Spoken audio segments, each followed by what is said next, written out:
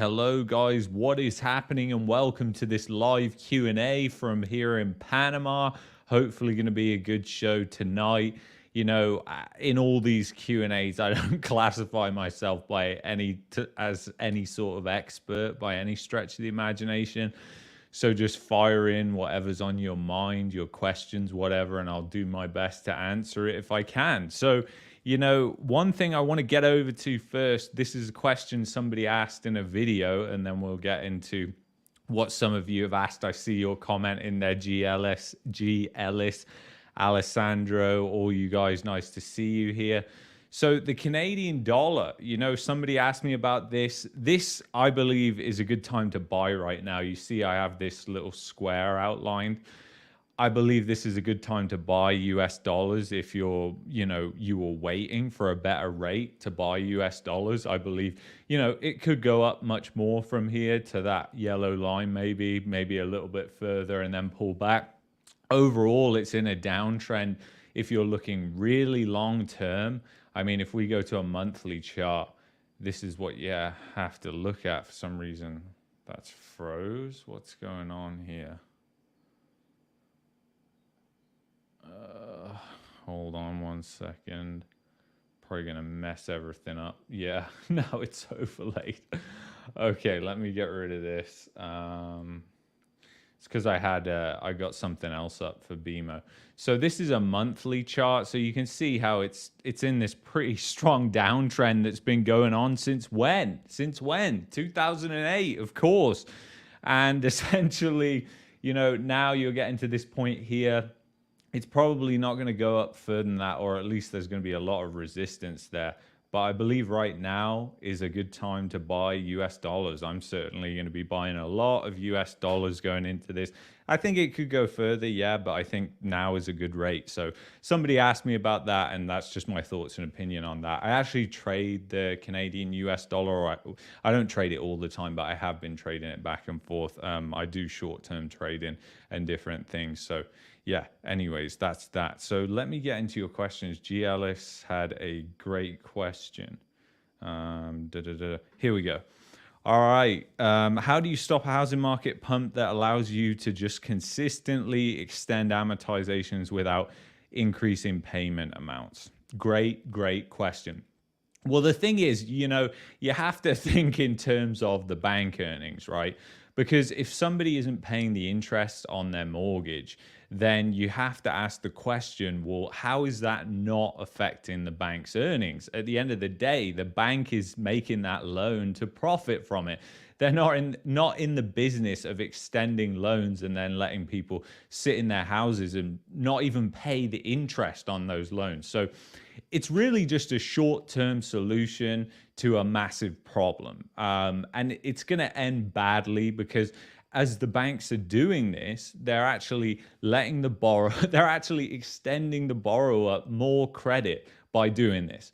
So it's utterly ridiculous when you really think about it, what they're doing. It's just adding more and more risk. And, you know, the mainstream media, the financial media can't see this, but, you know, you and I, we can see this. And it's totally ridiculous, but it will eventually affect their earnings. It's just a question of when. They can hide that for a long time. You know, a lot of the banks hid the massive losses they were taking during the lead up to the global financial crisis. Everything looked great. Bank stocks as well were performing.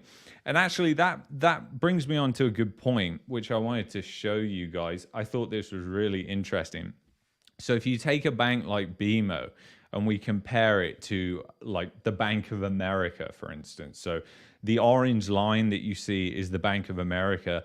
And you can see that the correction in BMO, it was pretty much in tune with what happened with the B of A. However, you know, the valuation of the Bank of America, it actually overtook that of the Bank of Montreal, and that happened around 2016 when we had this massive expansion in credit, at least in household credit, that happened in Canada.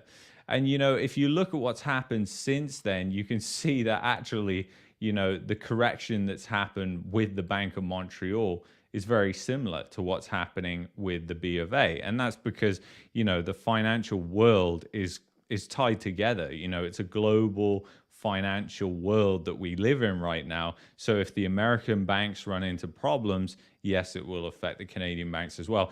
And, a lot of the Canadian banks, like Bank of Nova Scotia, for instance, they're in Latin America, places like where I am right now. They're in Mexico as well. They're also in China. The Bank of Montreal is in China. China has been this sort of great investment scheme for a lot of different companies, and venture capitalists have been investing heavily in China before the pandemic happened and everything. China was the bubble at one stage or another. So there are a lot of people investing in China. But now, sort of the tables have turned. Chinese economy is going downhill as well. China's not going to save us. And when you look back to the GFC, global financial crisis, essentially China did come in and they were buying a lot of the debt, they were buying a lot of the assets that were on sale at the time, but it doesn't look like it's going to be that way this time. So it's just important to note. So anyway, I'll get rid of that. Let's see what you want to discuss. All right. TD Bank suffers technical difficulties with direct deposits throughout all of Canada. I don't know much about that particular situation, but Canada has insane problems with monopolies. That includes the banking system as well. It relies so heavily on just 5 banks, and that is just completely ridiculous. You got all your eggs in 5 baskets, essentially. The whole of Canada mostly is invested in these 5 different banks. So it's great whilst the banks remain strong and resilient. But, once that phase is over and once the bubble bursts, which it looks like it's bursting right now, then that's going to mean major problems. So, it's interesting. But I don't know specifically about those technical difficulties, what was going on there. But it's the same as what happened with Rogers, just shows the insanity of how we just rely on these different companies. So let's see what you're saying. Where do you go? It's a great question. People on about different places to go. And it's a difficult one.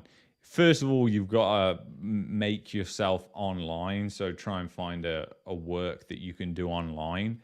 And, whatever that may be, there's so many different things that you can do online.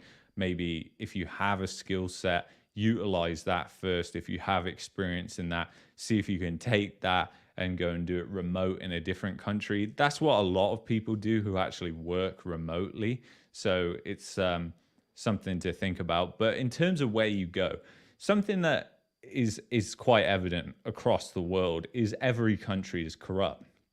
When it comes to places like Latin America, they're openly corrupt, But places like Canada, they're equally as corrupt. It's just they're not so open about it. Like, it's not so widely accepted by society. So you have to go to a place where the government isn't so involved in your life like it is in Canada, because the government is heavily involved in your life. It's pushing the cost of living up massively, making you poorer every single day. You pay a hell of a lot in tax money for services that are absolutely terrible. Like I said in that video, that story of basically where I was cutting the tree, which was 2 weekends ago, and it fell on my head and I was bleeding loads, and we went to the emergency care in Calgary, and it's just absolutely terrible. And every time we've been there, it's been terrible. But if you go to the United States, you'll be bankrupt going to get medical care. Even if you have insurance, the co-pays are insane. So those services, they have to be decent. Healthcare is very, very important. That's like one of the top priorities when I move to a country. And, that is something that is in such a state of decay in places like Canada. It has to be on people's mind. So, kind of crazy, but go to a place where the government isn't so involved in your life and where you're not so involved with the government, because in Canada, you're incredibly involved with the government, whether you like it or not. I'm going to turn a light on behind me. Give me 1 second. I don't know if that's better. All right. Okay. I think that looks better. It went dark really fast whilst I was waiting here, by the way. So kind of crazy. I saw some super chats on the other chat, Real Estate Mindset. Check out Travis. You know, Travis, I love you, man. I can see your super chats in the YouTube chat I got on, but I haven't even got down there in StreamYard. So thank you, brother.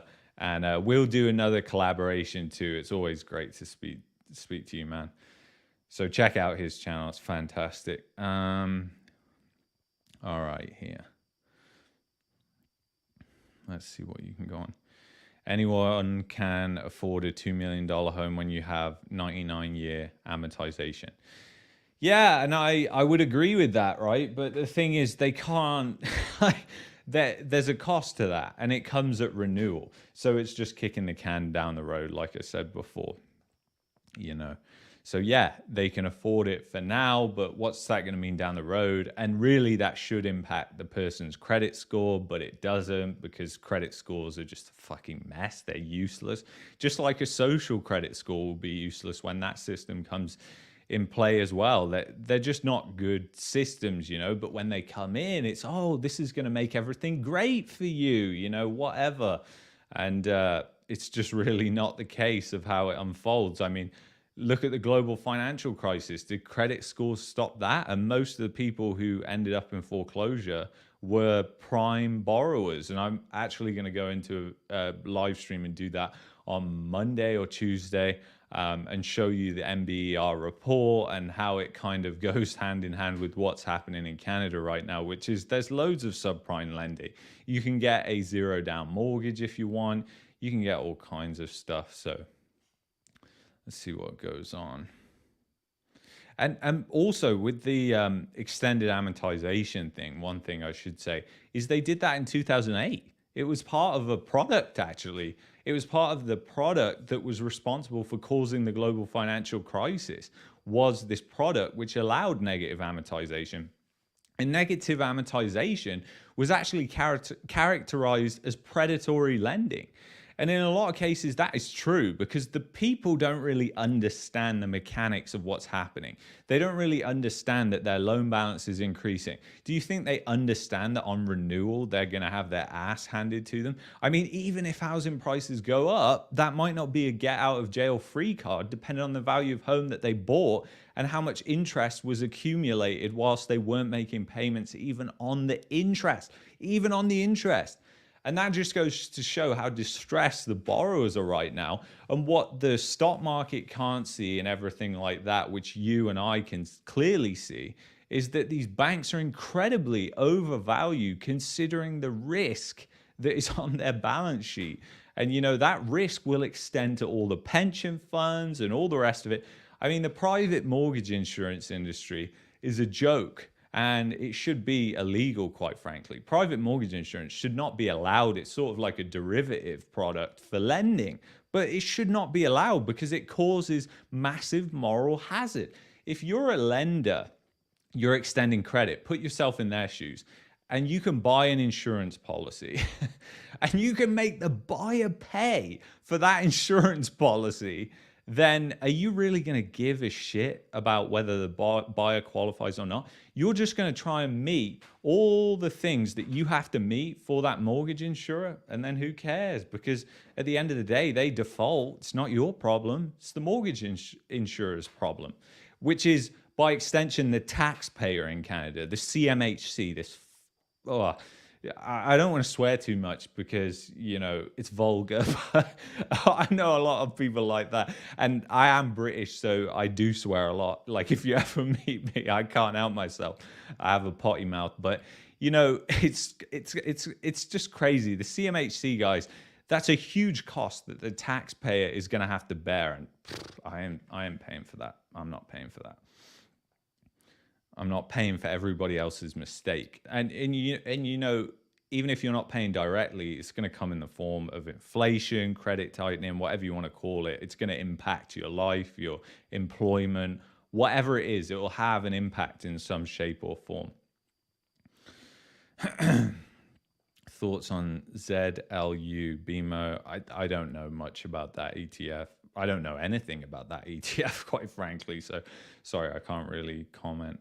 Oh, that was Robert's question. Okay, Robert asked the question about negative amortization. Good to know. Oh, here we are. You're setting me up, Travis, here for a good talk. I saw briefly, it was just painful to watch, was the CBC thing.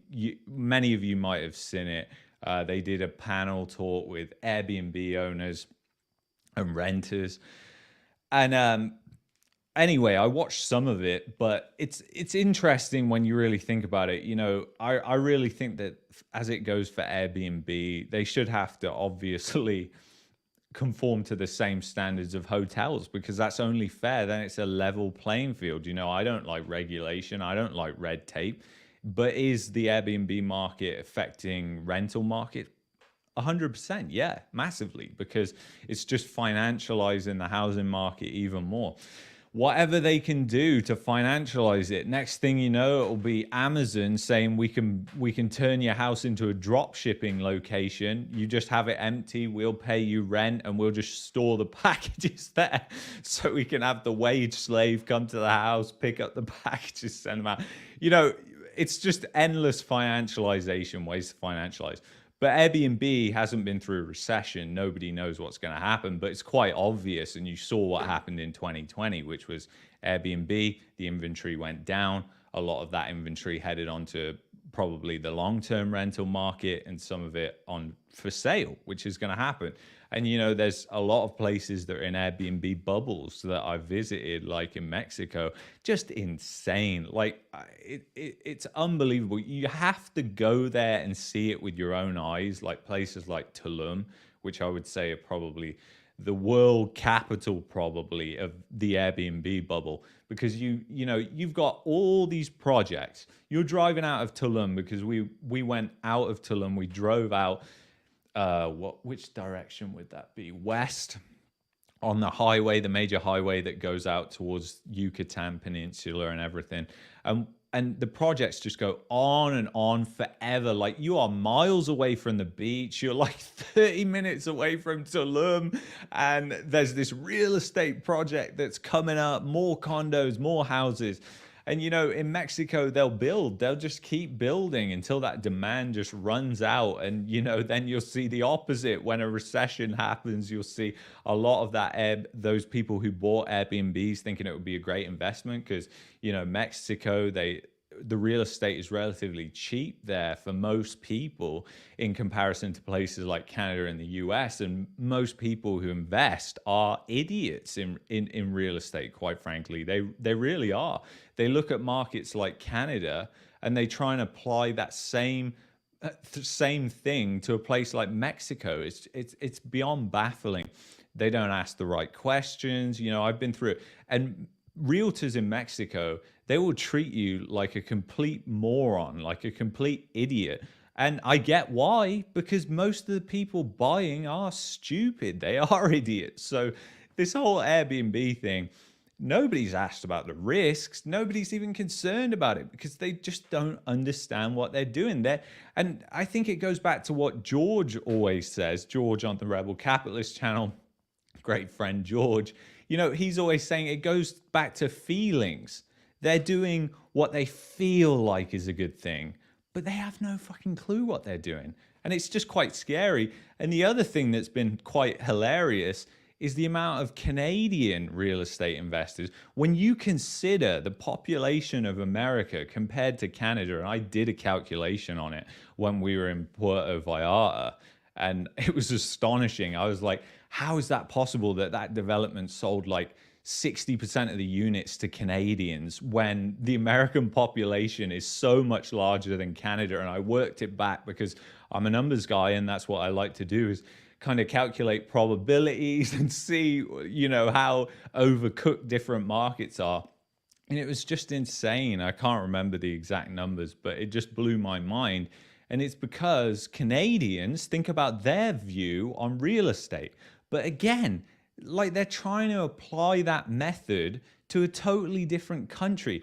But when you have this bubble mentality, and when you don't understand stuff, You just go ahead with your feelings and do whatever you think is right. Oh yeah, buying an Airbnb, $100,000. Yeah, we'll chuck it in there, and they might lose the whole thing, and we'll see what happens with that. But Airbnbs, especially in these tourist heavy areas, and I even saw an article just before we came to Panama that was showing that tourism looks like it's peaked in Mexico, which is obvious would happen. And all the realtors I spoke to said, tourism is never going to peak. Tourism is never going to peak. It's just going to go up forever. It's just endless, and it's not going to follow the economy. I mean, gosh, if the American economy goes into recession, don't worry about it. Everything's going to be fine. And you can see why people get sold on it, because they'll just tell them what they want to hear, and they don't ask the right questions. When you go in there and say, hey, I don't want to buy at the top, so tell me where the real estate market is. You see their head, like all the cogs trying to spin round the opposite way, because they have no clue how to answer that question, because they're like really took back, and they're like, what? This person doesn't want to buy at the top? Like, that's why most of the people come here, and then the way they talk to you is totally different. It's the way you're received is totally different too. It's kind of funny and interesting that way. And I've even done it to people and flipped it on them when they've already been pushing the FOMO, and then I just see them flip. And, you can figure out people that way as well. A lot of what I've done traveling around is I've developed good contacts and people that I can trust, but you have to go through so many people, because it's just ridiculous. And the same applies to places like Canada when it comes to real estate agents. It's not just Mexico. Most real estate agents, they're just after the money, and they're going to do whatever it takes to sell it, whatever that is. That the market's never going down. Now is always the time to buy. So just Henry says, what did you think of living in Panama? What area of Panama do you like? So we haven't been living here. We've just been visiting. It's really just been like a reconnaissance to figure out whether this is a country that we want to come and live in, and also develop contacts, relationships, get a feel for the real estate market. Because in Latin American countries, even Mexico, even a lot of places, you just have to go there to get a feel of what's going on. So it's been really interesting. A lot of people come to Boquete, where we are right now. We're in the mountains right now. It's actually the volcano. Like, if it was light, you'd be able to see Volcano Baru over the back there, but it's dark. So a lot of people come to Boquete. Boquete is expensive. I wouldn't say like it's a market that's going to crash. I don't think it probably will, to be honest. These are very, very slow markets anyways. So I don't think there's going to be massive bargains. Will Panama be affected by a recession? Of course. I just don't think it's going to be like Mexico. I wouldn't be counting on any sort of declines, massive declines anyway. And they're just not building as much, because they learned from what happened in 2008. Panama got hit really bad, and that actually continued for 10 years. In fact, one of the real estate contacts that I got in touch with, and great guy, we met up and went and viewed some properties in the Panama province, which is Panama City, and then surrounding areas as well. And he was basically telling me how, the market, it topped out in 2010. And there are still people, many people today, who list on the market and they're trying to get a ridiculous price because they paid way over odds in 2010. 13 years later. And this is the thing about real estate bubbles. When they burst bad, and they might never come back. And he said, like, he'll get properties that just, they've been on the market for years and years and years, and the people just won't reduce the price. They're that in denial. And you'll get people in this bubble too. The prices are never going to come back. And by extension, when you have a lot of people in denial like you have right now, which is obvious by the real estate statistics in a lot of cities, people are just in denial. They don't want to sell right now. The market, they're waiting for it to go back up. If it really starts to go down with the economy, those people are going to jump straight into the fear camp. So they're going to go from the denial camp straight into the fear camp, especially when you start seeing the forced sales, because that's really when things start to go wrong. And it will happen. And, it's not going to be a long time. We're getting closer and closer to that. You're seeing all the data about defaults starting to go up. They're trending upwards, strong trends as well in terms of defaults. And they're just not going to stop when they hit pre-pandemic levels, are they? The trend's just going to continue. Just extrapolate what's happened. The interest rate hikes from last year, we're only just starting to feel them now. And even by the time they cut, it will be way too late and we'll still be feeling the effects of all the hikes. So, it's just going to have a massive, massive impact. But, in answer to your question, I totally lost track of what I was saying there and went rambling on. So I apologize about that. I like the coastal areas. It's not everyone's cup of tea. Here seems very expensive. I think there are better places in the world that you can go than places like Boquete, to be honest. It's a beautiful place, don't get me wrong, to come and vacation and stuff.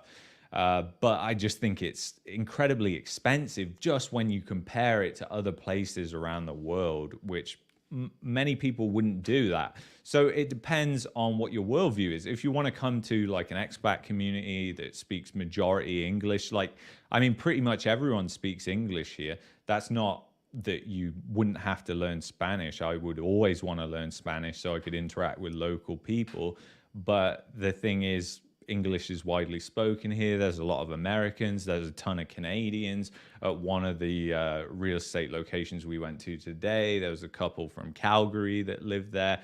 A lot of people moved in 2021, it seems, and retired, mostly retirees here that you see in this area of Bouquet. And in Panama in general, to be honest, it's mostly retirees. But yeah, it's a really interesting place. It's not what I expected at all. It's totally different to Mexico. I thought there'd be some similarities, but it's totally different in a lot of ways. And I'd probably bore everybody if I went off on that. So I'll leave it. I don't know if this person was teeing me up as well.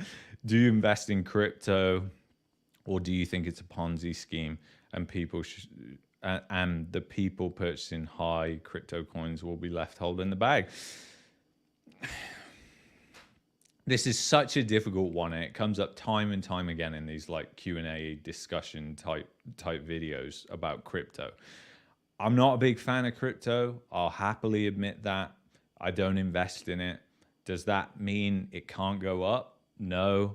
I think really a lot of what crypto, the price action anyway, and I'm talking about the price action. I know there's a load of emotion when it comes to this topic. People say, you don't know anything about this. People get really emotional. And that kind of is worrisome enough when it comes to things like crypto, that you have people who are so emotional about it. There are people who it's like a cult for them. I can definitely see the value, the transactional value. I mean, I even have a friend from El Salvador who was telling me about how he uses crypto to send money from Canada back to his family in El Salvador. So obviously he wasn't doing that 3-4 years ago.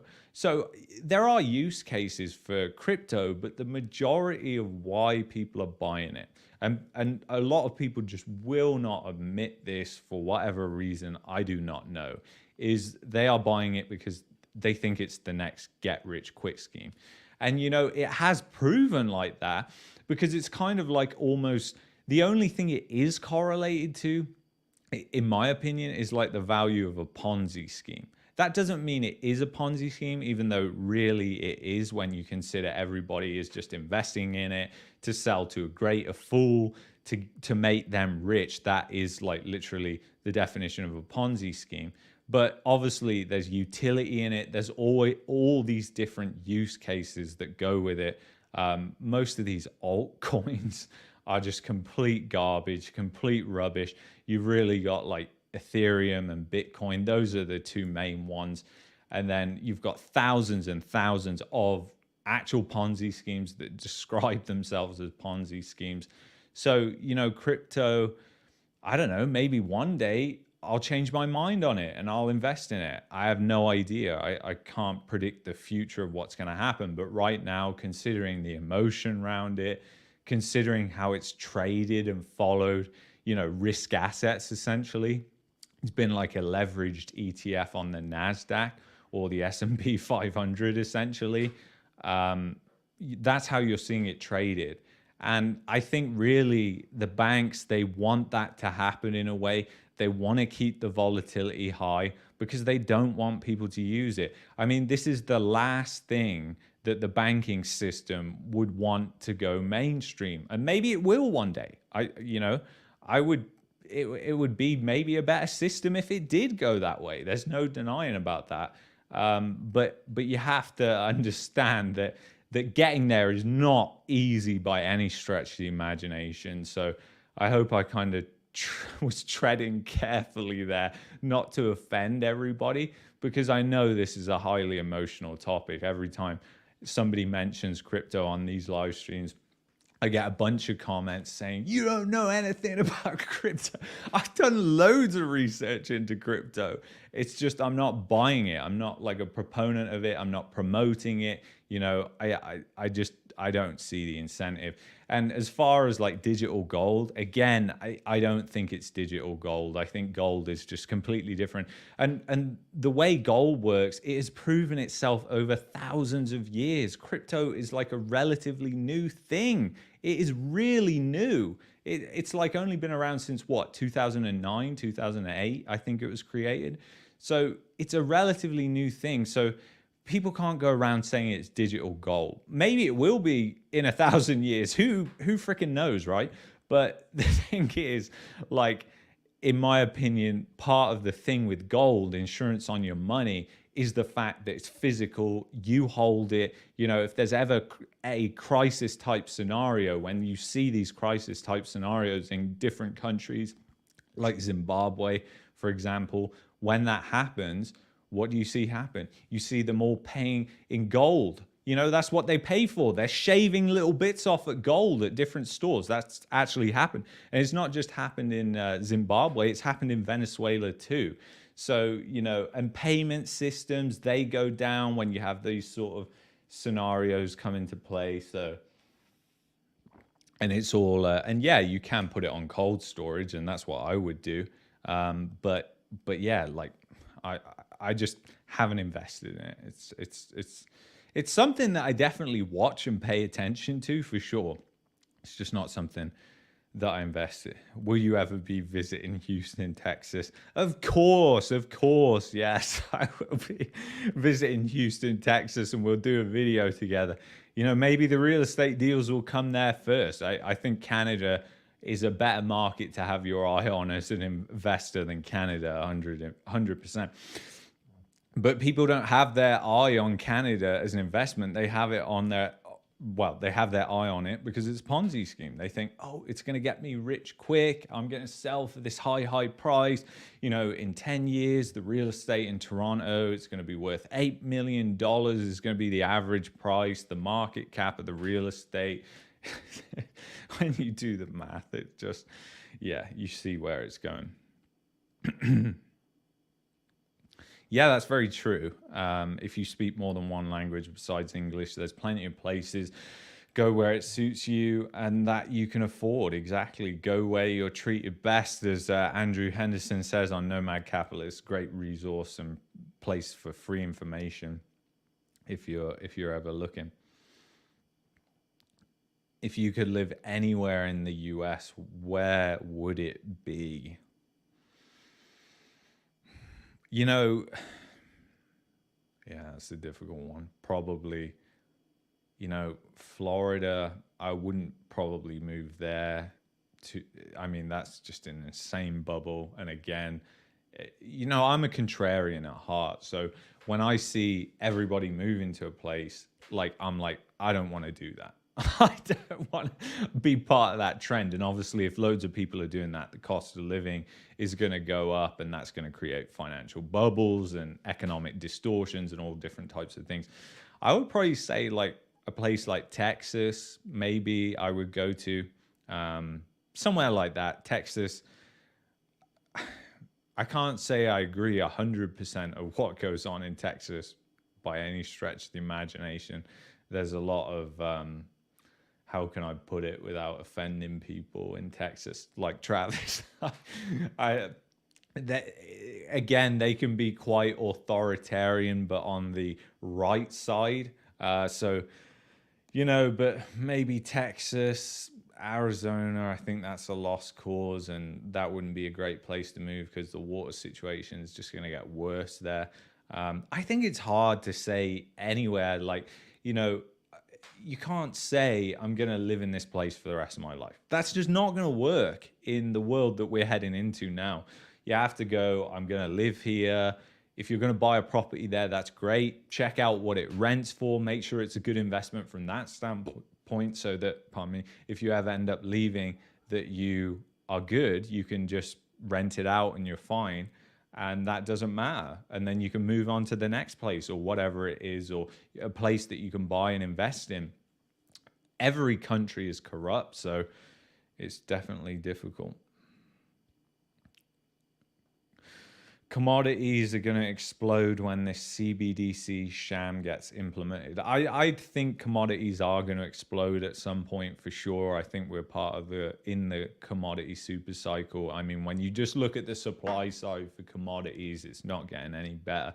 But, you know, how are they going to reduce energy consumption, energy demand? They're going to push more people into poverty, in my opinion, more people into debt slavery. And I think what comes with social credit scores, which is quite obvious, but a lot of people are going to say, I got my tinfoil hat on, whatever, I don't care. You can kind of just zone out at this point and come back in a minute. But climate scores are going to be something that happens. I mean, we have seen this green agenda be rammed down our throats over the past 3 years, and this is coming at a rapid pace, in my opinion. I mean, you never saw, like when you go on Google Maps now and you put in a route, it will tell you the greenest route. You did not see that in 2019. When you go and buy an airfare now, you can see the CO2. You didn't see that in 2019. But the thing is now it's all meaningless unless you're actually worried about your carbon footprint, which is ridiculous when you consider like China is just incinerating the world, and you know the impact that different countries have, like India and China, developing countries, even like Panama and other countries, you know, they don't give a shit about pollution. So if you think you're making any impact when it comes to climate change, and then there's a whole debate around climate change, which I'm not even going to get into. But yeah, you know, commodities are going to explode, in my opinion. But how does that tie into what would happen with climate scores? You know, if when you're booking a flight, you had an allowance for climate scores, or what it will likely be is just that you have to pay a lot more money if you don't have the climate credits or whatever it is, or just they add on all these extra taxes and surcharges. I mean, just look at what the government of Canada is doing right now with the carbon tax, for heaven's sake. I mean, this is like literally happening right now. They're adding this mysterious tax to the fuel and they're giving people back money. But maybe one day those checks stop coming. The carbon tax checks that everybody's getting, they stop coming. So that could definitely happen. But I think that's possibilities of what we could see in the future.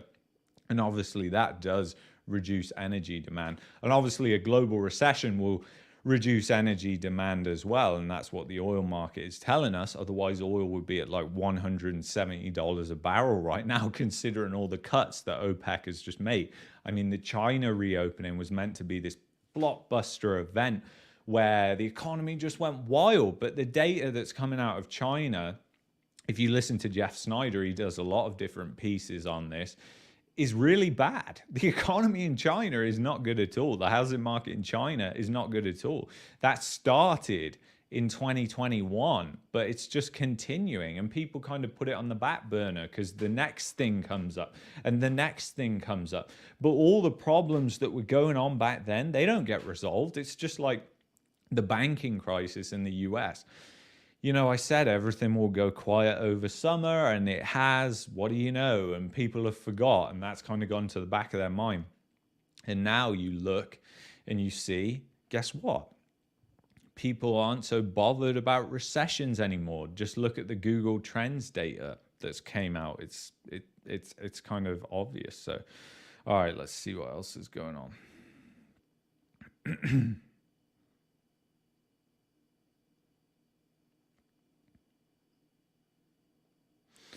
Yeah, I mean, Suncor just laid off around 1,500 people. Home Depot, I saw. I didn't cover this, but I think I'm going to cover it in one of the live streams next week about the layoffs. And it could well be the start. I mean, it's going to start to impact at some point. So, in my opinion, whether this is the start of a trend or isn't is kind of irrelevant. Because interest rates are this high, because corporate debt levels are this high, you're going to see carnage from that. And it's going to come at some point. So yeah, it could be the start of things. Definitely, definitely, people are starting to cut back. Definitely, a recession is coming. So it's just a matter of time until the unemployment rate starts spiking.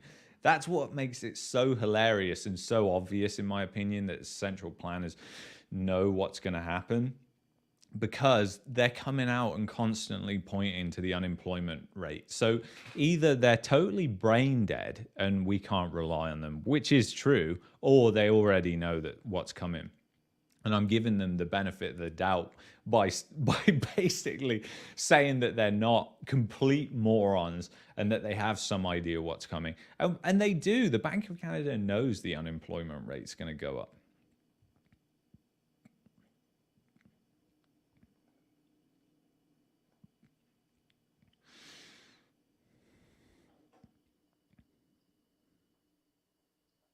Funny somebody mentions Alabama here, because we met a lady who retired from Alabama who lives here. She had that southern accent. She was really nice. This does feel a lot like 2006. Feels more like 2008 to me, especially considering what you've had with the regional banking crisis, which was really a liquidity crisis, which rattled global bond markets. And yeah, like 2006, it feels like last year. And you had that decline as well that happened in real estate. It's difficult to say how this compares to then. There's a lot of similarities though, and it definitely certainly feels like 2008, where you're getting towards that narrative, which I think we're already in, of everything's going to be okay. They got everything right. Inflation's coming down. We're just not going to tell you why it's coming down, because we're collapsing the economy, and inflation is a lagging indicator that we're looking at. So, but yeah. Oh, I lost where. There we go.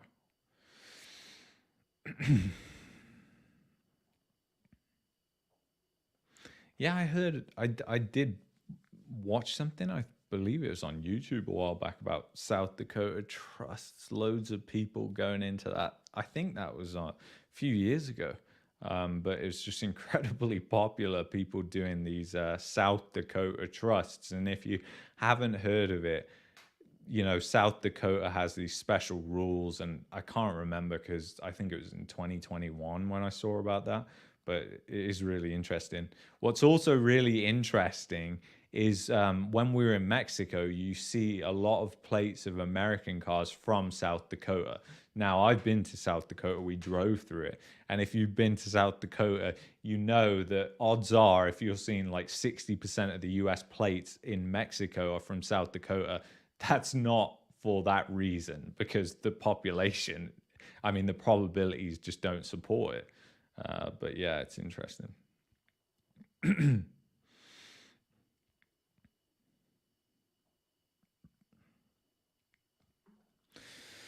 Too much credit lent out and cash printed. Canadians and the government are hooked on cheap credit. Interest rates need to go higher. Debtors are winning and savers are losing.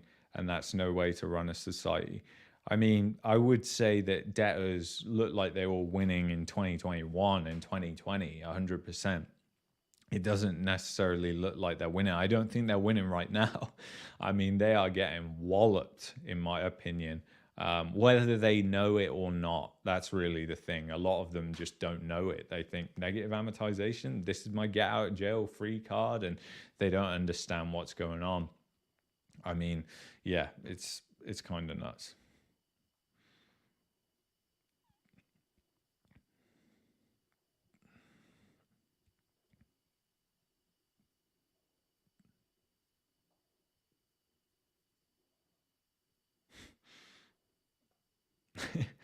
50 years of prosperity, yeah.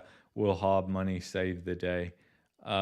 It depends what sort of reality you think is coming, but I definitely think everybody needs to have insurance. I mean, if it really comes down to it and you have like major currencies collapsing, which will happen in my opinion, I don't think it's going to happen at this stage right now, but you can see it's been happening over time. So it's slowly happening when eventually people realize that hard assets are the things that are going to prevail. Of course, that's what we've seen time and time again. You know, you just have to go back and look at history, and it's so incredibly interesting to look at the history of the Spanish Empire, the Roman Empire, the Egyptian Empire, and all the events and different things that happened, and kind of think, hey, hold on a second, those sort of things are happening today.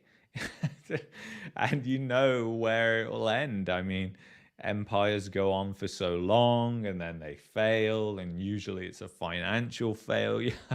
Essentially, that's what causes it. Whether it's war in the end or whatever happens, it's usually the financial component that lets it down, because the government starts deficit spending or starts borrowing money essentially that it can never afford to pay back. Now this has happened for a long time in Western countries and has been allowed to go on for a long time, but eventually even the governments can't afford to pay the interest on their debt anymore, and it reaches its sticky ending point, and it will happen at some point, and then who knows what that'll unleash. Hopefully I'm long gone before that happens, because yeah, that's when you need the ammo. As the first person said, you know, forget your real estate and everything like that. You need a bag of gold and a machine gun in that situation, and even then you're probably not going to last very long. CMHC, the Great Canadian Peso. Yeah, CMHC Housing Association is like FHA. You know, I just hate these organizations, because to the majority of people, they think that they're helping, and they are doing the complete opposite of that. They're not helping at all. They're contributing to the problem at a massive expense. Like I said, you know, it's all great whilst everything's going up, but then once it goes down and everyone starts defaulting, and you know, the insurance component kicks in, suddenly the taxpayer's on the hook for a massive amount of money. And the same goes for a company like Canada Guarantee, which is owned by the Ontario Teachers Pension Plan. You know, you think the Ontario government's going to let the Ontario Teachers Pension Plan take a massive, massive loss? I mean, somebody's going to have to pay for that, right? And the teachers will be out striking, and yeah, you know how it goes, I think, at this point. But what are your thoughts on gold and silver? I think gold and silver, they've been pretty strong, but I would expect them to decline. I'm expecting them to decline, actually. And again, when we have like a financial crisis or whatever, I would expect them to not crash. I wouldn't call it that, because, you know, maybe you could call it that, but they'll go down. Like, for example, in 2020, they went down around 20%. In 2008, I can't remember the number, it was around the same. It might have even been more than that. So you will see declines, but in my opinion, those are just buying opportunities. And the way I see gold is, it's not an investment, it's insurance. And if you look at currencies that have hyperinflated, or you look at currencies that have just inflated, like the Canadian dollar, and you look way historic, like at really historic data, you just cannot argue with gold. Gold is a good insurance policy on government stupidity, government inflation, and all the rest of it. And if everything does go bad, if the currency really does go bad, or let's say they do like a Mexico did in the 1990s, probably going to be wrong on that, where they halved, like they said, okay, yeah, 10,000 pesos is now 5,000 pesos.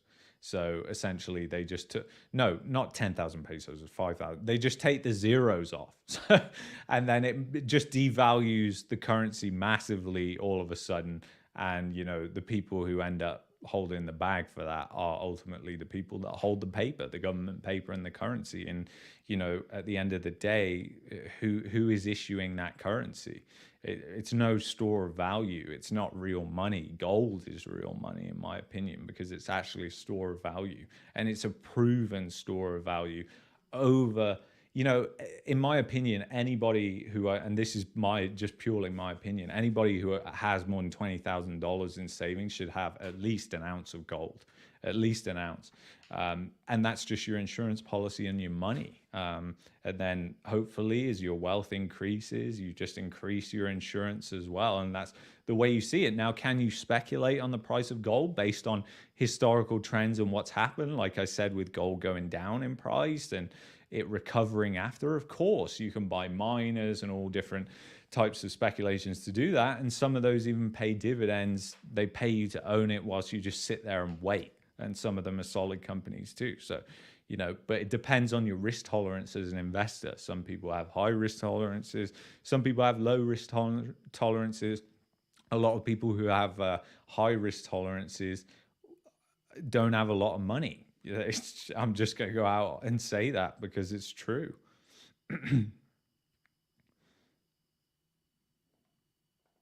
Bullish on equities. Short term, probably, as the soft landing, no landing narrative goes into it. But I would not buy. No way. I'm not buying into this rally at all, because you just don't know when it's all going to fall apart. And that really is what's coming down the pipe, in my opinion. So yeah, I'm bullish short term on equities, but it's like catching a falling knife trying to buy into it. And I bet a lot of people are buying into it. I bet a lot of people who are short are also taking massive losses right now as well. That's for sure. And that's responsible for a lot of the gains, especially in the NASDAQ, is just squeezing shorts. And you have to remember as well, the indices have gone up a lot. But so many companies have been crushed, and so many retail investors have lost 90% of their investors, because it's only really like the 5 big stocks in the indices, or the 20 big stocks in the indices, that have essentially sent these indices flying up, put wind in their sails. And it's this whole AI complete bullshit, in my opinion. AI, it hasn't just suddenly come about. It's just the mainstream media has took wind of it. Even, YouTubers and all kinds of different things, it's just like the next trending thing. It was all about electric vehicles, which is just complete bullshit. And now it's about AI. AI has been around for a long time. Like, people act as if it was just created this year. It's just another bubble, in my opinion. But I don't go around chasing those things, but some people do. That's what the mainstream media loves to go with.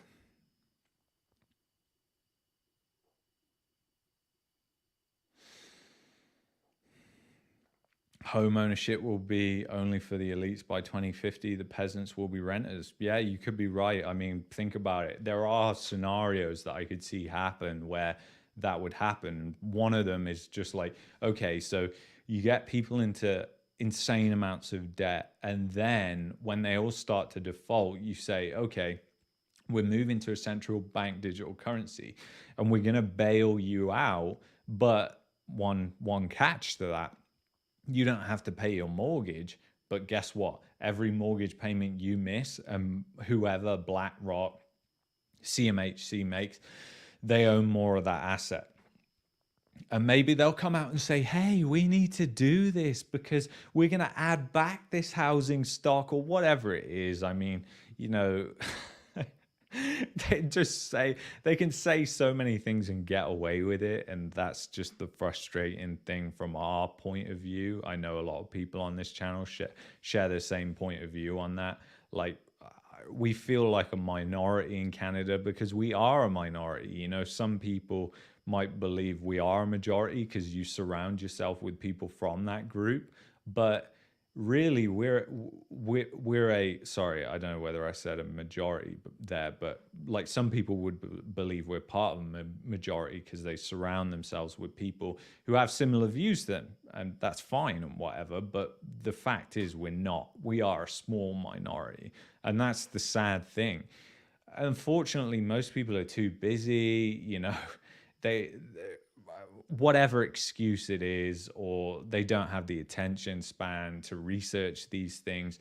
You don't have to watch my channel. There are people way smarter than I am. I'm no expert by any stretch of the imagination. There are so many resources out there for listening to different things around macro, and people need to learn macro because if you don't understand the way money works and the way finance works in the economy, you will get run over by the bus. And a lot of people will be in that boat. They're already in that boat, in my opinion, because they're just in this form of debt slavery, which is this new type of slavery. They're just in an inconceivable amount of debt that they're never going to be able to pay back. And, you know, whatever the government tells them to do, they'll go ahead and do it, providing the government bails them out. So they are, you know, what sort of society does that lead to? Not a good one, not a good one at all. And then the woke agenda and everything that goes with that is just, yeah.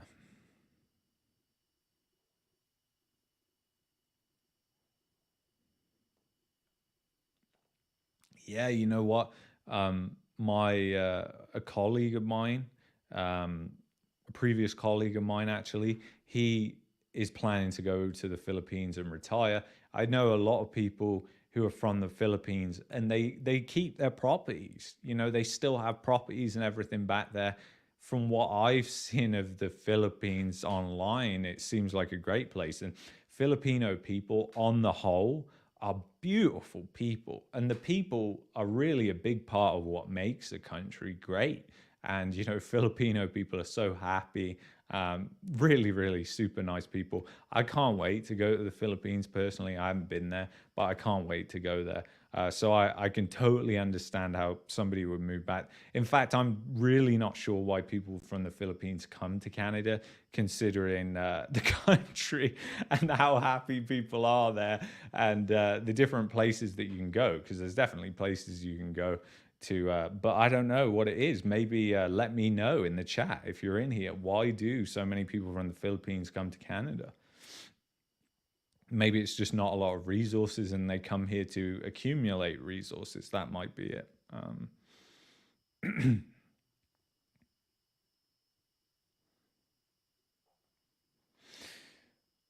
I am also moving to Thailand, eat cheaper and big opportunity rising up. Yeah, you know, I haven't been to Thailand, but again, it's on a list of places I want to go, you know, Malaysia, Thailand, Philippines. You have to go to these places and explore and see which one suits you best. Every place has its positives and its negatives, and no country is perfect. And like I said, at the end of the day, every country is corrupt. And you know what? Like, we don't really see ourselves living in a place like here in Bouquet, but loads of expats see it as a place that they want to live. So it's whatever suits you. Healthcare is most important. I totally agree with that. And, you know, it's one of those things that people don't realize, because a lot of people in Canada, if you're young, you know, you don't rely on the healthcare system so much. So you can easily just forget how bad it's getting in the background because you're not using it. But the healthcare system is terrible. It's absolutely terrible. Just go back and look at the comments on that video I did on the beach the other day, because, you know, some of the people who commented on there about what was happening after I said my little story about the tree falling on my head, were just terrible, and that's what's happening. And the reality is, like, if you had like a serious illness, or you thought you had a serious illness, or I thought I had a serious illness, I would go to Mexico. I would leave Canada, I would go to Mexico, and I would seek care there because I get care quicker. I know it's quality care as well. And yeah, that's what I would do, because they couldn't care less about you in Canada. And that's not the healthcare professionals. They're doing everything they can. There's just not enough of them. And that's because the cost of living is just absolutely insane. Even doctors can't afford to live in towns in BC. They've priced out doctors. That's just how ridiculous it's got. So now you got places like Azoyus. I got an email today, like they're selling some cottage or something for $1.2 million, right? And they're targeting people who are retiring. I mean, whoever buys that they've got problems. They really have problems up here, because not only that, the healthcare is going to be absolutely shit there. And you're putting that much money into a property. Even if you have it accumulated from previous properties, you are a complete moron, because you could go to another place, you could buy like a couple of properties, you could rent them out, you could live in a small condo or whatever. But most people aren't open to that until you move. A lot of people in Canada are immigrants, so you'll understand me. And even Canadians to a larger extent. Canadians and people from the US, they understand moving. They're more open-minded. Me and my girlfriend were talking about this the other day. We were saying how people in Canada and the US are just more open-minded, and it's because the countries are so large. So, it's not out of the ordinary for people to move like 1,000 miles to another province or state or whatever. And that just makes people more open to move into another country, in my opinion. But people who've moved countries, they've already opened their mind to the possibilities of doing that. And if you move countries, what did you move for? You moved for a better life or whatever it was. And if you're not getting that, then you just go to a different country. Like, that's the way we see it. We don't really think like, yeah, sure, it's going to be difficult and everything like that, but it's not going to be impossible, and it's going to be worth it for your health and all the rest of it, your mental well-being, if you can find a place with less government and everything like that. Because we're a minority, and we're unfortunately, the reality is we ain't going to win. We're just not going to win, because we are a minority. Even if we all go to the streets and protest, it won't make a difference. And we saw that with what happened with the convoy and everything that happened there. That was a huge movement, huge movement. And it did achieve some things, actually. So it's not totally true what I said there, because it did achieve some things, in my opinion. The restrictions started to get lifted and everything like that. So, maybe that is something, but with what happened with the Emergencies Act and everything like that, it goes to show how far the government will go. They will freeze people's bank accounts, and they're only going to make it more difficult in the future. If you've got a central bank digital currency, you don't have to invoke the Emergencies Act to freeze people's bank accounts. It's way easier than that. It's way easier than that. People just get blacklisted and sent to the Bank of Canada, and then they blacklist them, and they can't bank. Might not even be able to make a financial transaction, let alone bank.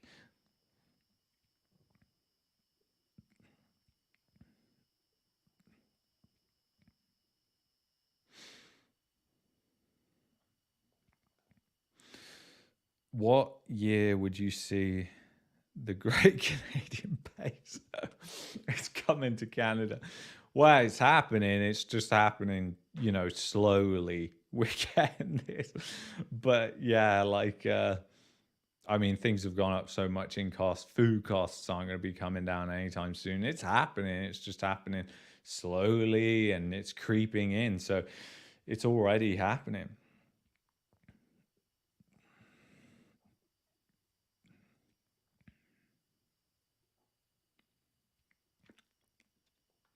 Thinking of moving from Windsor to Red Deer. Well, I mean, neither of those places are particularly amazing, but it's each to their own. I mean, Red Deer is, I've been to Red Deer a number of times, and yeah, it's a pretty well. It depends what you're after. Anyway, I'm not going to say anything about Red Deer. It's not a bad place, but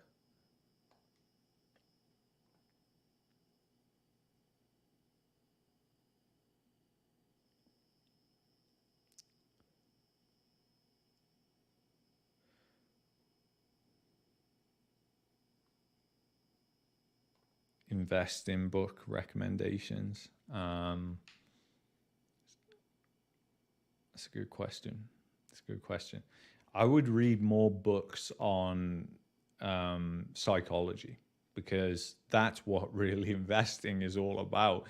It's not about what particular strategy you have, because in my opinion, it's all about your psychology, because two people can have the same strategy and totally different outcomes. And a lot of people, when it comes to investment books, they're trying to sell a strategy. But it's like I said, if you have the wrong mindset, then you're going to implement that strategy and you're probably going to lose money, because that's what happens to the majority of people when it comes to investing. So, psychology books. One book that I read, which before it caught on into the mainstream, it's quite a popular book now, was Atomic Habits. And another book, but it's kind of old. I'm trying to remember what it was called. It was by Benjamin Graham. That was a great read. Had some really interesting stuff in there. I forget what that's called. I haven't got my books here with me, so I can't refer to them. But yeah, like I would read more into like investment psychology than investment strategy if you're going to do it. And you'll find great books that way, even into history and different things like that, because that's what I do as well, to understand how different cycles evolve and how you can take advantage of that, everything like that. Because no matter what's going on in a different cycle, people are making money. There are people out there that are positioning themselves in ways to make money. Just look at Michael Burry and what happened with the subprime mortgage crisis. So, but think about it. Michael Burry, he just had this mindset, and sometimes that is the worst mindset to have. But he just knew, he was so confident that he stuck with what he knew, which was it was a financial bubble, it was built on fraud and everything like that. And I believe he started buying the insurance policies. He started buying all those in when was it? Because it was credit default swaps he was buying, and he was buying them in 2006, or was it even 2005? Somebody can correct me in the comments. They probably know. But yeah, three years before it actually crumbled, the guy was literally watching a trade go against him. So, in terms of investments, that's what you really need to be in it for the long haul. But it's not just about that. It's about psychology, because a lot of people, they focus primarily on dividends, or they're not diversified enough. And it's really just having the patience and the mentality to actually do it, because so many people, including myself and all of us, are wired in a way where FOMO is what we respond to. Like we respond to the fear of missing out. So we have to flip that in a way where we're like, if there is that FOMO, my alarm bells need to be going off, and I actually need to be thinking, actually, I don't want anything to do with that. If everybody's rushing into that, I don't want anything to do with that. That is a better approach. So it's all about psychology, in my opinion. And I do short-term trading, and you really need to know psychology for that, because in my opinion, you just have to kind of figure out what the market is thinking and get involved in a way where you can profit from different places in the market where there's opportunities to make profits. And that's essentially what you do. I know most people can't do that, but it's all about just understanding psychology, in my opinion. That's how you're able to trade or invest. It really doesn't matter, trading or investing, even real estate. it's all human psychology. So you see the same sort of gyrations and charts and the bull trap and all these different things. You see them. You might not see all the volatility that you have in financial markets in things like real estate, but you see the same patterns play out time and time again. So, okay, where am I?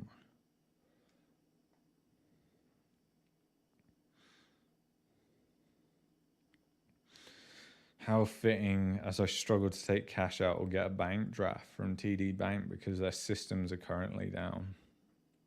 Yeah, I'm going to have to look into that after that. So there's a big outage right now in Canada with TD Bank because they do a lot of payment processing as well. So that's got to be having huge impacts if that's a widespread outage. Can crypto compete against the CBDC? Not really, because if you have to convert it back into that CBDC in order to spend it, then it's completely useless. Well, it's not completely useless, but it's not like it's not it's not really going to do anything, because at the end of the day you're going to have to go back to the CBDC. So it's just like buying a stock that you have to then sell to go buy something. It's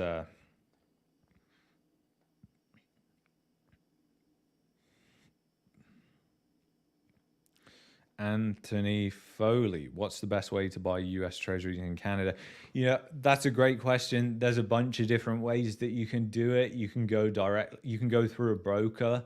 I prefer that option because at least if you go through a broker, so I use Interactive Brokers, then if you go through them, you've got a market to sell them.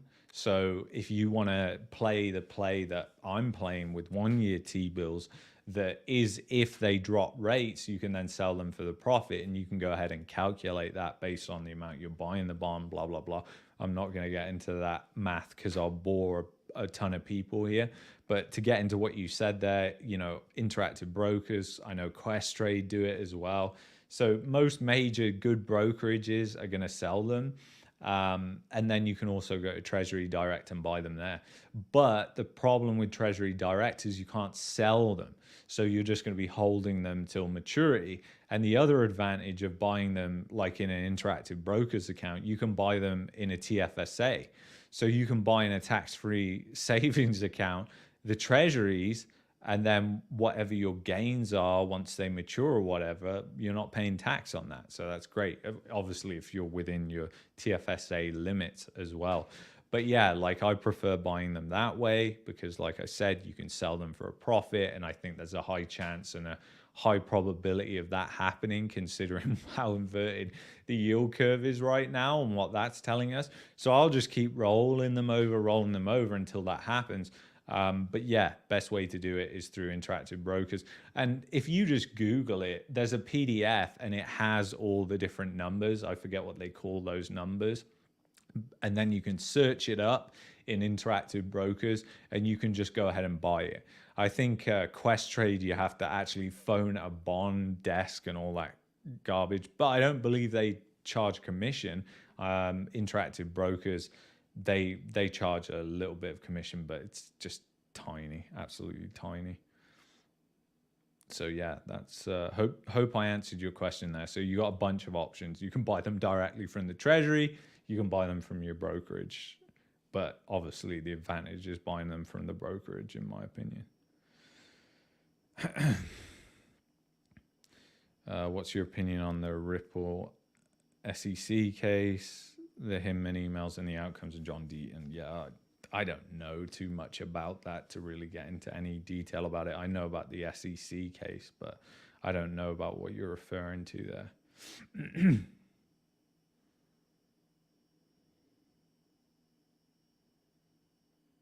What places would you recommend for young, poor, under like 3K, 18 to 25-year-old Canadians who only speak English? Countries like Armenia, Turkish, or however you say it, or SEA, Latin America, or Middle East. Well, Uh, Latin America is going to be difficult if you don't speak English. I mean, it's pretty difficult to go if you have that little money. You need to generate some sort of resources to be able to leave. I wouldn't recommend. I mean, you're going to be better staying than you are going with that amount of money. Just being totally honest with you. Because yeah, those places, they're not going to provide any sort of backup if things go wrong. And also, a lot of countries, it's going to cost you to get the visa and everything like that. So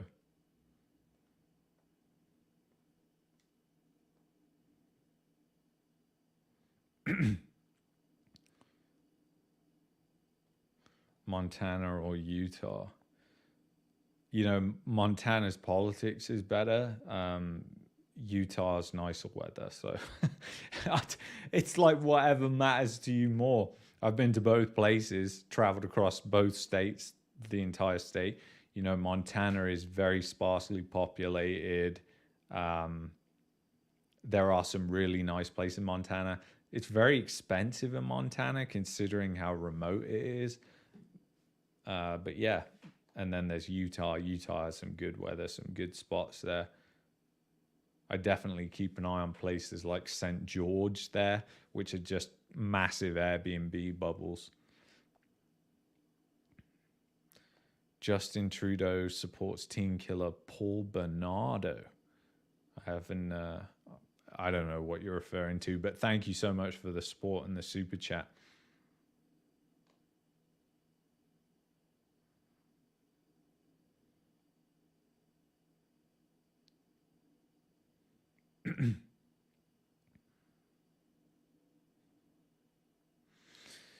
Yeah, you know what? Like, so Panama I class as a developing country, and funnily enough, I've actually seen a lot of people who have kids and live here. So it's quite interesting. But a lot of these countries have English schools and places that they can go. But yeah, it certainly complicates a move massively if you have children. Yeah, you know, I haven't bought silver in a long time, only buying gold for insurance at this point. The premiums are insane on silver, and it just goes to show the amount of demand for that silver. Um, it's just kind of crazy. I know somebody who works at Silver Gold Bull, which is a big dealer, and he basically explained to me like the premium, so the spot price, what you pay, is that's the price just for the ounce, and that's not even mined. So if it's used, that's fine. That's what you're going to pay. But if it's brand new, you have to pay the premium for the mining and everything else like that. And that's how he explained it to me.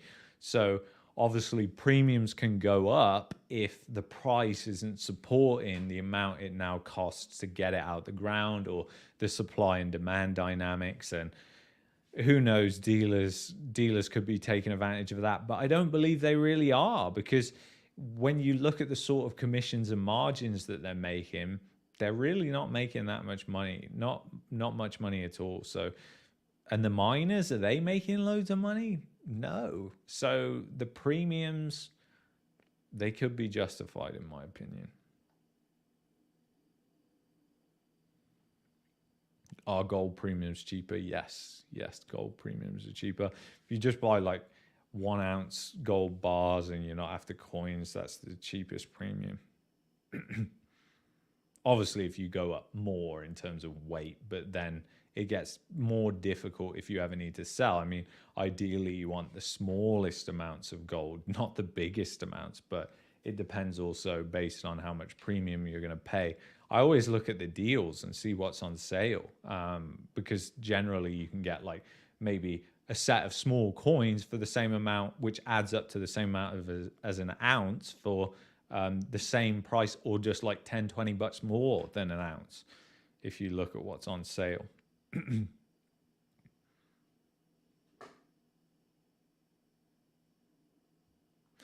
Do you think Canada will start buying gold again?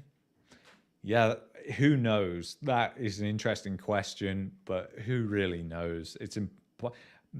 it is possible, in my opinion, because it seems ridiculous that they sold it all. If it becomes a point where it seems like gold is going to be needed for whatever, then yeah, they're going to go ahead and buy it, and they can also mine it as well. So they could also take control and buy miners and distribution and everything like that. But yeah, I mean, Canada in that sense isn't in such a bad place, but then even you look at countries like Zimbabwe that have gold and what happened there. Um, but then again, I don't think that's going to happen in Canada, at least not yet.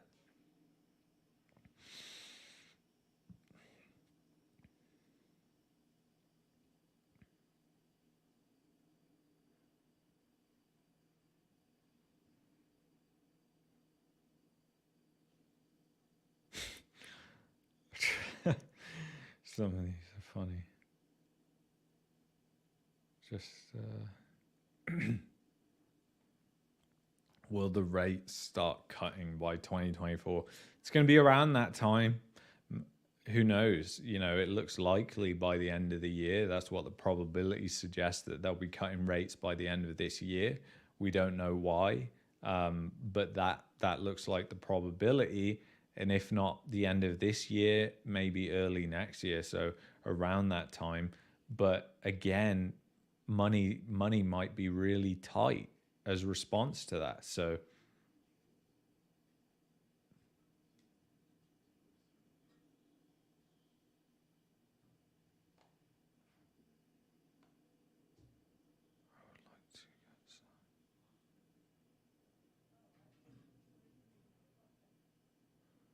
let's get some location independent income soon.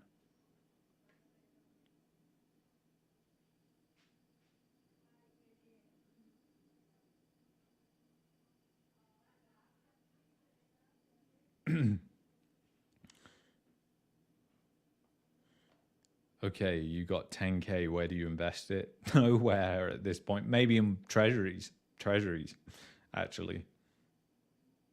As short term, as comfortable as you are with whatever, 1 month, if you want the administration of rolling it over every month, or 6 months, or a year, or whatever people are comfortable with. But in my opinion, that's what I would do with 10K. Or just wait, because now, in my opinion, so much is overvalued. The only thing that is undervalued are bonds.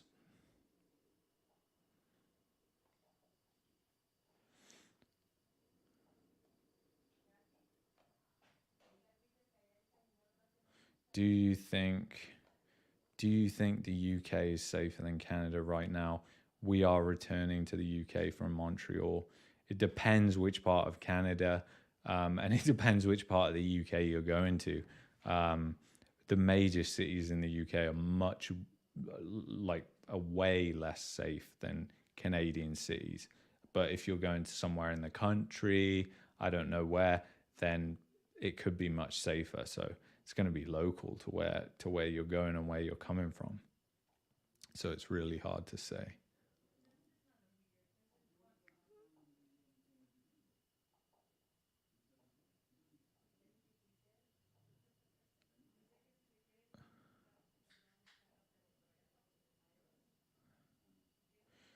Do you think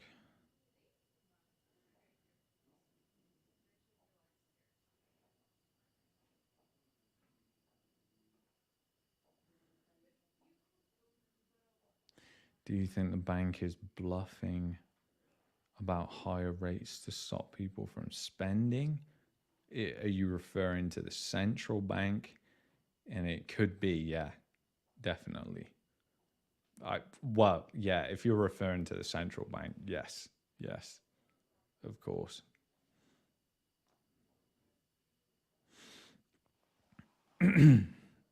Yeah, exactly. AI is a sham. Yeah, I mean, yeah, it is. It's just software that automates stuff, which has been around for long, long time. At some point, it's going to be robots. It's just obvious. But again, robots are around right now.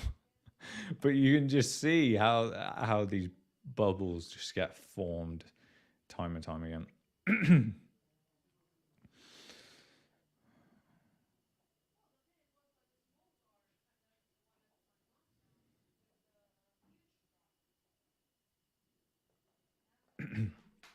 Do you think the greater Toronto area homes won't explode in price? I feel like they are just discounted price right now. Compared to New York, London, it takes generations to pay off a house. I've been to those cities and Toronto, and that it's not those places. You know, it's not a financial center. It may be a financial center for Canada in terms of lending, but other than that, it is not a global financial hub or center. London is a global financial hub and center. There's also incentives why people park their money in London and in the UK in general. Um, so there's a whole different thing around that. Canada doesn't have that. The UK has a lot more solid kind of banks. I wouldn't say solid banks. What's the best way? The UK historically has been a better store of value. And that's just in terms of the UK was the reserve currency before the US dollar. But yeah, Toronto is just nowhere near on par with those two places. Its economy centers around real estate and the financing that goes to that real estate. So, yeah, I mean, look what happened to unemployment in 2020.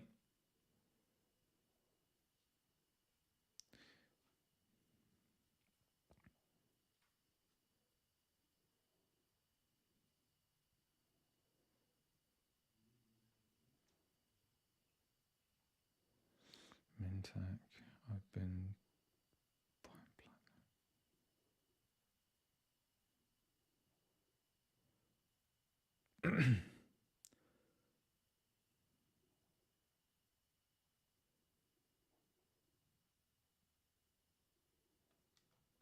Yeah, there you go, Jeffrey. I live in Boquete, Panama.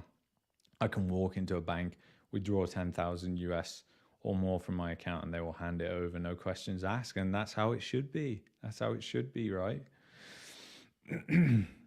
But Canadian banks are lending out your money, taking insane risks. It's no wonder they don't want to hand over the cash.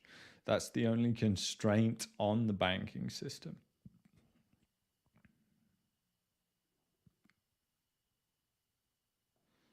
Just a bull trap. That's the story. House prices are just in a bull trap right now. You know, it's happened before, it will happen again. Even the stock market is just essentially following the stock market as well, doing the same thing. So, you know, sorry, I got something in my eye. But yeah, that's what's happening with house prices. So it's nothing more than that, in my opinion, where you look at interest rates are, where you look at incomes are, where you look where incomes are, debt levels. It's just obvious where this is headed. So yeah, you have to have patience in these things, and people don't have the patience really when it comes down to it. It's very difficult. And this is what I say about psychology when it comes to trading, investing. Psychology is the main thing that you want to invest your time into, because you can see it right now in the real estate. You know, people are like, the prices aren't going down, but if you look at the trend, they are, you know, because they're not as high as they were in 2021, are they? You know, most places are still down year over year. It's just we've had a couple of months, and the real estate and the press has ran with that, like the housing market's back on fire, and everybody has this recency bias, but it's all up here. It's all up here in your brain. That's what's going on. When you really think about it, prices are actually down. Think about the fundamentals of what's going on right now. Do you think that leads to a good place where real estate prices are going to continually rise? And we've been through the immigration narrative. We've been through all this thing. Believe me, if I thought there was a way, and the only way I can see is something that is a complete unknown, like the government comes in and, like I said, they say, okay, we'll pay your mortgage, and by doing that, we're going to own more of your house. Or they do that in an indirect way through a corporation like BlackRock or whatever it is, which they chuck money over to.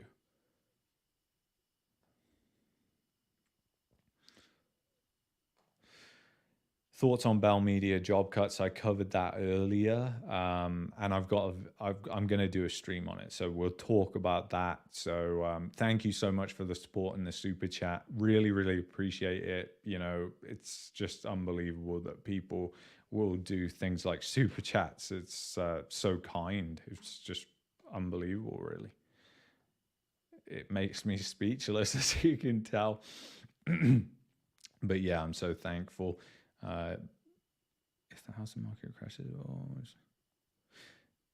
yeah, you know, you're not wrong, Robert, there. If the housing market crashes, it will be almost impossible for the average Joe to get a mortgage, and the rich elite will buy up houses cheap and open up mortgages for the average Joe. And that could very much be the case, especially with credit tightening and everything that happens. It will be very difficult to buy. And that's why prices would be dramatically going down, is because people wouldn't be able to get those mortgages. And a lot of people forget that. They think that, you know, credit will remain the same, like in terms of availability in a financial crisis slash recession as it was before. And that's just not the case at all. It's just not the case at all. And when you look at the Canadian banks and how much they're exposed to, I mean, yeah, it is. The credit tightening will be severe. It should be severe. I mean, unless the government comes in and does something that we don't know about it, we can't predict, and that's always a risk that's there.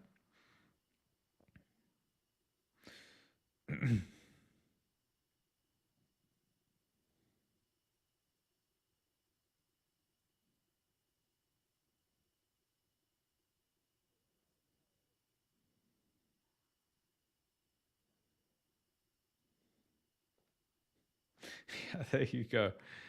We are Canadians who moved to Panama. It's crazy how many people, you know, are down here from Canada. It really is. And, you know, yeah, it's insane. And it's great, you know, on the video I did on that beach, so many people were saying about different places to move, and there's so many different places, not just Panama. And like I said, there's no perfect place. It depends on what you value the most in life.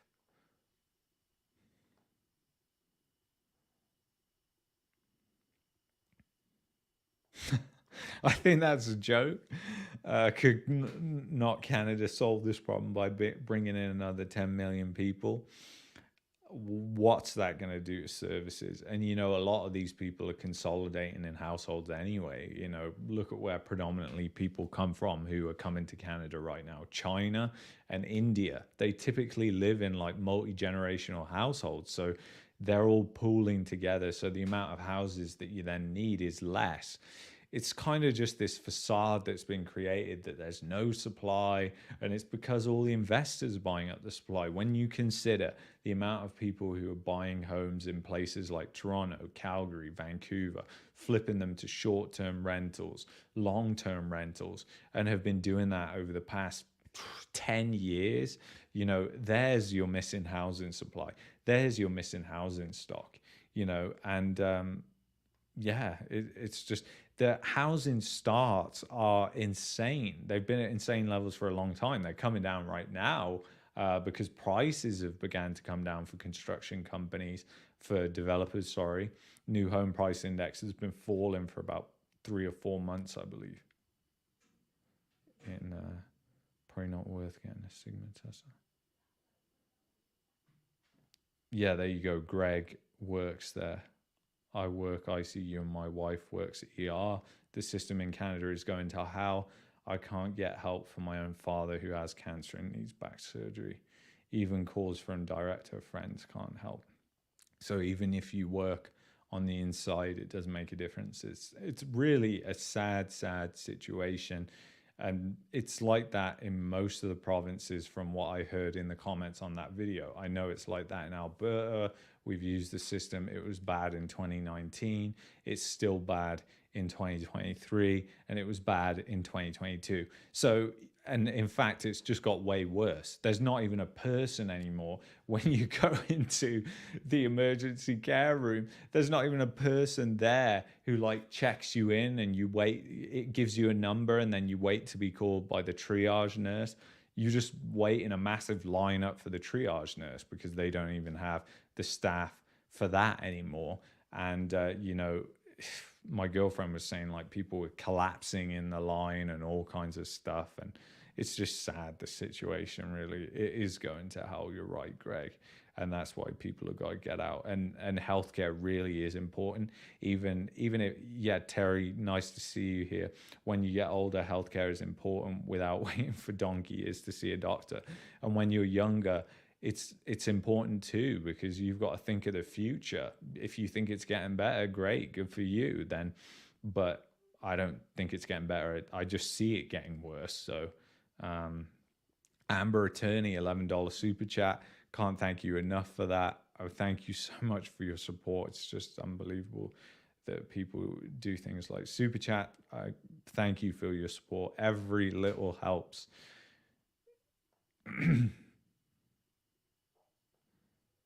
Oh, shoot. It just flicked up. All right. So I'll pick a couple. 30,000 in a country gets you residency. Yeah, that's true for some countries, depending on the one.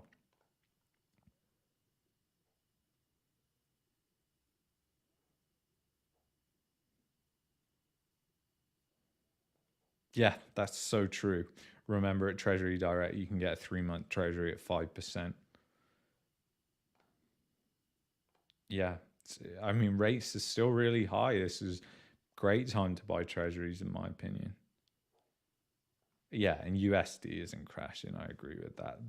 This whole mainstream argument that the dollar is crashing and everything like that, it sounds great, but it is happening slowly, and that's how they're able to, play with that in the headlines. But the reality is that's going to be a super slow process because the amount of dollar denominated debt. When you start to see that going down, then that will start to lead to real problems. Or you see a Plaza Accord 2.0, which is basically when they all got together in the Plaza Hotel in New York or London, and they basically agreed to devalue the dollar because the dollar got so high.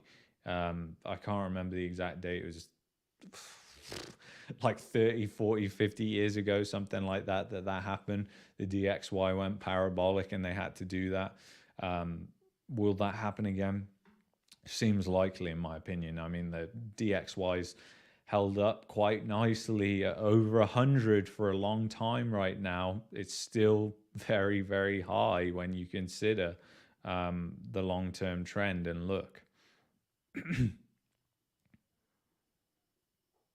yeah, Canada does have a dictatorship pretty much. We saw that in 2021, and just unbelievable that got voted in. Mexico healthcare is great via AXA insurance. Yeah, that's good to know. Third world countries are much safer than Canada. I totally agree. Lots of third world countries are safer than Canada, the US, and by extension of that, the Europe and the UK in places like that. Current GIC rate at almost 5.2%. And those are insured too, I believe, some of them, or all of them.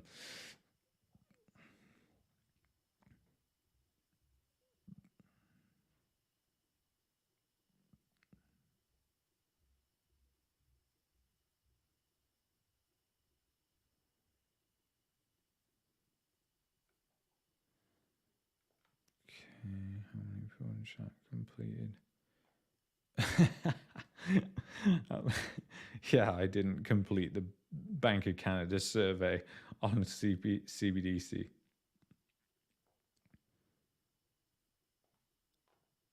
Do you think a house in the GTA is a good idea now? Not in my opinion. Incredibly overvalued. Not a good investment at all. Just look at what it rents for and the price, and completely out of whack. Completely out of whack. CBC is garbage news. I agree. Inflation is coming down. We're seeing disinflation happen right now. Somebody asked, do you think inflation will come down anytime soon? It is coming down. What the government says it is totally fantasy, but it is coming down. That is for sure. We're seeing disinflation, but we're not seeing deflation. Not at least yet. And if we go into a depression, we might see deflation. We probably will see deflation. There you go. The Plaza Accord was a joint agreement signed on September 22nd, 1985, at the Plaza Hotel in New York City between France, West Germany, Japan, the United Kingdom, and the United States to depreciate the dollar. And that could happen again if it gets out of control, because the impacts, it will affect lots of countries, especially the developing world, where a lot of the dollar denominated debt is. And I am caught up and we are done. So I thank you so much for being on this live stream. I really appreciate it. It's always fun to do these things. I'll keep doing them as long as people want me to. But yeah, it's always interesting discussing different things and whatever. And I hope it helps people with their thoughts and stuff like this. I know, like, I watch George Gammon's live Q&As and I just find them incredibly interesting. In fact, those are the videos that I value the most out of all the content that he does, because he covers so many different topics and you just get somebody else's view on them. And if everybody did this, it would be great. Even people you don't agree with, it's always great to hear their views on different things and why they think that way, in my opinion. And I know that everybody won't agree with what I say, and I'm not here to basically say things that everybody agrees with, as everybody knows. But anyway, I want to thank you so much. Really, honestly, thank you for all the super chats, and you have a great rest of your evening and Friday. And I will see you in the next one. I'll have a video coming out on Sunday, and then we'll be back live on Monday at 4:30 p.m. Eastern Standard Time, or Central Daylight Time, or whatever it is. See you in the next one. Take care.